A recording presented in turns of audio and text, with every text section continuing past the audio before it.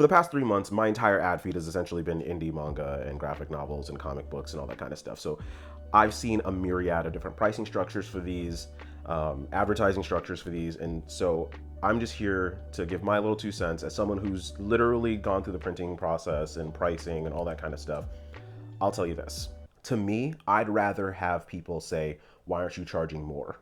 Than, whoa, why is it this much?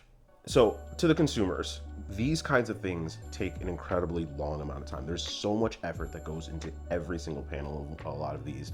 And so, we can't really tell an artist how much to value their work at. It's so subjective, and everyone's going to value their work differently, right? So, in that regard, I just want you guys to be, thoughtful and mindful of that when it comes to it.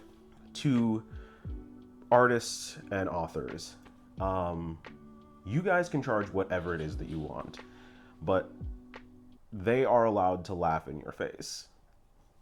Value is something that they determine, and if they see your book priced at $35, you're probably going to get comments. Not to say that your work isn't worth $35, of course, but when I see something like that, to me, it just looks like your printer ran your pockets. That's it. I'm sorry. It's just what it is. Consumers are the ones who derive value. If they do not see value in what it is that you're putting together, then they're not going to buy your book. And they are probably going to be very vocal in your comments. If you don't want to see it, I'm sorry, you probably should turn them off. Respectfully. I priced my book at $10 because I know that that is roughly what people are used to paying for a manga. So why should they pay more for me, especially when they've never heard of me before? I mean, I've seen graphic novels priced at $50 on Amazon. Who do you owe money to? I'm not buying that for $50. As much as I want to support a lot of these artists, that doesn't make any sense.